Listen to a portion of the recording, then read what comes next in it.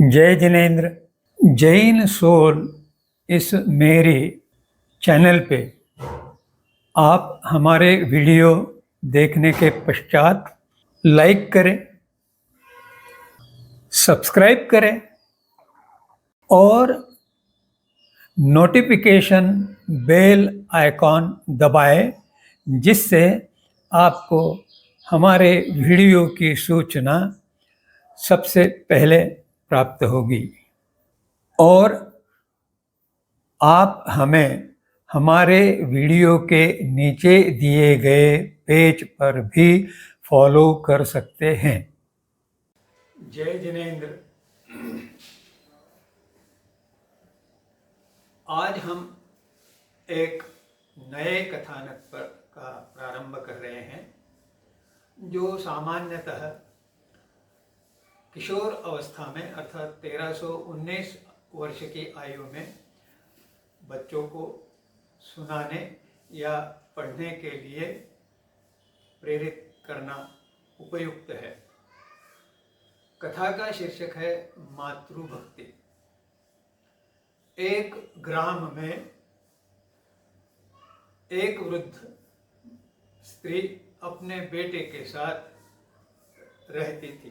बेटे को बड़े अच्छी तरह से पालते हुए उन्होंने उसे इस योग्य बनाया कि वह उन दोनों का जीवन निर्वाह भली भांति चला सके, और इस कार्य के लिए उस बेटे ने एक दुकान प्रारंभ की, और उसमें से जो क्रय विक्रय द्वारा उसे लाभ मिलता था, उस लाभ से उन दोनों का जीवन बहुत अच्छी तरह से व्यतीत हो रहा था। इस बेटे को माँ के प्रति बहुत अधिक लगाव था, और माता ने उसे इस प्रकार संस्कार ढाला था कि प्रतिदिन दुकान पर जाने से पहले और दुकान से लौटने के पश्चात वह माता के चरण स्पर्श करता, और फिर दिन भर दुकान चलाता या घर पर लौटने पर भोजन वगैरह करता। इस प्रकार काफी समय बीता, और एक दिन ऐसी घटना घटी कि वह दुकान से लौटने पर माता के चरण छू रहा था। तभी माता ने यह बताया कि वह उसे शीघ्र पानी लाके दे, क्योंकि उसे बहुत प्यास लगी हुई है। पुत्र पानी लेने के लिए मटके के पास गया। उतने कुछ क्षणों में ही माँ को गहरी नींद लग गई। शायद वह पानी के कारण बहुत व्याकुल आकुल हो रही थी, इसलिए थकान के कारण वह सो गई। जब बेटा लौटा और उसने देखा कि माँ गहरी नींद में सोई हुई है, तो उसने उसे जगाने के बदले वह उनके उठने की प्रतीक्षा करते हुए खड़ा रह गया। अब संयोग ऐसा हुआ कि माँ को इतनी गहरी नींद लगी कि वह प्रातः काल में ही उठी। तब बेटे को सामने खड़ा देखकर उन्हें आश्चर्य हुआ और चिंता भी। उन्होंने कहा, बेटा, क्या तुमने रात में खाना वगैरह खाया? बेटे ने उत्तर दिया, नहीं माँ, मैं तो आपके उठने की प्रतीक्षा कर रहा था, जिससे कि मैं आपको पानी पिला सकूं। माँ को बहुत बुरा लगा उन्हें पश्चाताप हुआ और उन्होंने कहा, बेटा, मेरी गहरी नींद के कारण तुम्हें खाना भी नसीब नहीं हुआ, तो मैं तुमसे क्षमा याचना करती हूँ। तब पुत्र द्वारा जो कुछ माँ को कहा गया वह सभी के लिए बहुत प्रेरक बात है।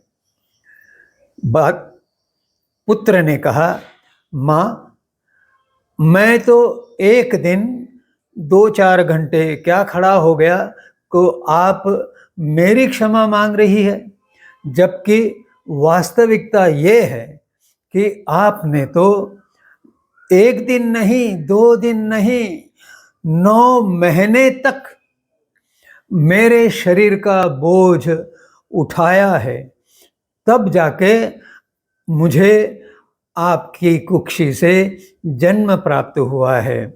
आपने इतने दीर्घ काल तक उस पीड़ा को झेलते हुए मेरे प्राणों की सुरक्षा की, उसे बढ़ने दिया, और प्रसूति के समय भी आपको जो पीड़ा हुई वह भी आपने आनंद से सही।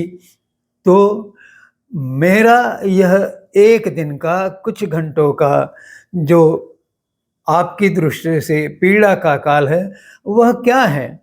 माँ, आप मुझे क्षमा याचना करके शर्मिंदा न करें।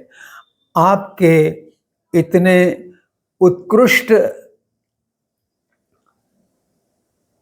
सहिष्णुता के समक्ष मेरा 2-4 घंटे खड़ा रहना कोई अर्थ नहीं रखता।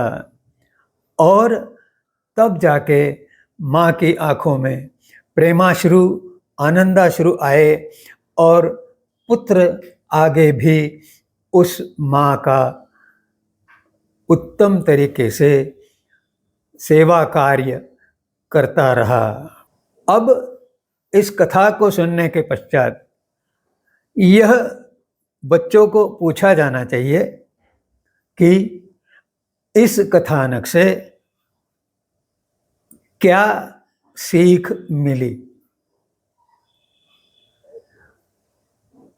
अभिभावक, माता पिता यह ध्यान में रखे कि वे इस प्रकार इस या किसी भी कथा का जो पाठ है, जो सीख है, उसके संबंध में विचारेंगे, तभी जाकर कथा का अच्छा परिणाम बच्चों पे हो सकता है, और वह परिणाम ही संस्कार कहलाता है। इसके साथ ही अभिभावक को जो भूमिका प्रस्तुत करनी है, आदर्श बच्चों के सम्मुख रखना है, उसके संबंध में भी माता पिता को ज्ञान होना चाहिए और उस प्रकार आचरण होना चाहिए। जैसे परिवार प्रमुख को अपने माता पिता का या उसकी पत्नी को अपने सास ससुर के चरण वंदन करना चाहिए, कम से कम प्रातःकाल उठने के पश्चात और संध्या काल सोने से पूर्व। इस प्रकार के आचरण को देखते हुए किशोर वयीन 13 से 19 वर्ष के बच्चे इस संस्कार को सहजता से अपना सकते हैं। इसके पश्चात और कुछ बातें अभिभावकों को ध्यान में रखनी है। उनमें से एक है कि भोजन के पश्चात कथा श्रवण, पठन या चिंतन करना उत्तम है। भोजन काल में जो यथासंभव सभी साथ में करे, उस काल में कोई भी बातचीत नहीं की जाए, केवल भोजन करने पर ही लक्ष्य दिया जाए, और यह आदत डालने का प्रयास हो कि भोजन करते समय जल ग्रहण नहीं किया जाए। भोजन समाप्त होने पर 4 घूंट पानी पी लिया और उसके पश्चात रुके तो प्राकृतिक पद्धति से ही लगभग 1 मुहूर्त यानी 48 मिनट के पश्चात भोजन किए हुए व्यक्ति को बहुत तेज प्यास लगती है और वह पानी पीने का उचित समय है।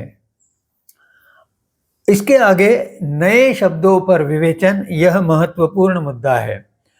कथानक कहते हुए आप जब अपनी भाषा में आप घर में उपयोग करते हैं उस भाषा में बच्चों को कथा बताएंगे तो उसमें कुछ कठिन शब्दों का भी या नए शब्दों का भी उपयोग हो सकता है। इन नए शब्दों को बच्चों के सामने स्पष्ट करना चाहिए, उनके अर्थ बताने चाहिए, जिससे बच्चों की भाषा का ज्ञान भी साथ साथ थोड़ा थोड़ा बढ़ता रहे। जैसे कभी कुछ नया वाक्प्रचार आता है तो उस वाक्प्रचार का अर्थ समझाने के लिए माता पिता को स्वयं प्रयास करना पड़ता है और इस प्रकार से माता पिता का भी ज्ञान वृद्धिंगत होता है। जब नए शब्द आते हैं तो उनके पर्यायवाची शब्द और समानार्थी शब्द भी अगर माता पिता गूगल की सहायता से ढूंढे तो उन्हें भी कुछ नए शब्दों का ज्ञान होगा, उनका भाषा ज्ञान समृद्ध होगा और कथा के सार और बोध पर चर्चा करने से नई नई परतें खुलेगी। आज की कथा में हम 2-3 बातें सहजता से बता सकते हैं। सेवा के अतिरिक्त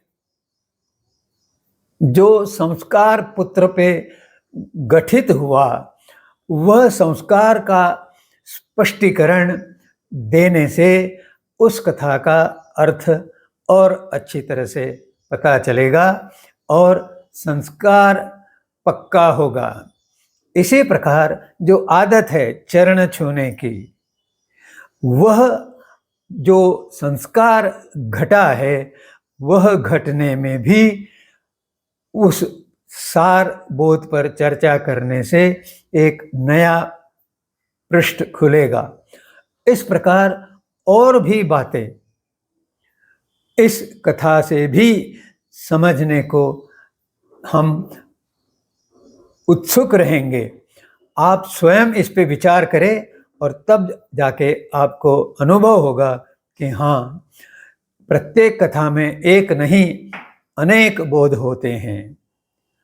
यहीं पर विवेचन समाप्त करते हुए आपसे आग्रहपूर्ण विनंती है कि अपने प्रश्नों को उत्तर पाने के लिए कमेंट सेक्शन का उपयोग करते हुए मुझे आपको उत्तर देने के लिए अवसर दें।